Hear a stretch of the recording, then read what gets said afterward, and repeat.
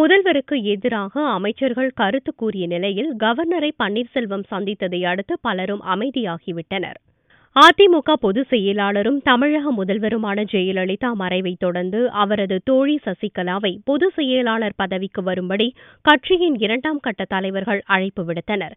இதற்கு பல இடங்களில் எதிர்ப்பு கிளம்பியது.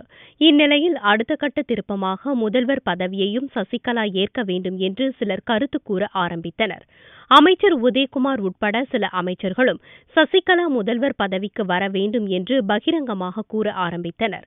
இந்நிலையில் பிரதமரை சந்திக்க டெல்லி செல்லும் முதல்வர் கவர்னர் வித்யாசாகர் ராவை முதல்வர் பன்னீர்செல்வம் நேரில் சந்தித்தார். முதல்வராக இருந்த ஜெயலலிதா கவர்னரை சந்திக்கிறார் என்றாலே அடுத்த வினாடியே அமைச்சரவையில் மாற்றம் இருக்கும். அதேபோல் அமைச்சர்களை மாற்றும் அதிகாரம் முதல்வர் பன்னீர்செல்வத்திற்கு இருப்பதால் அவருக்கு எதிராக வாய்ஸ் கொடுத்த அமைச்சர்கள் தற்போது பதுங்கி வருவதாக தலைமை செயலக வட்டாரங்களில் கூறப்படுகிறது. எனவே முதல்வர் பதவி குறித்து பகிரங்கமாக பேசாமல் அடக்கி வாசிக்க அமைச்சர்கள் முடிவெடுத்துள்ளார்களாம்.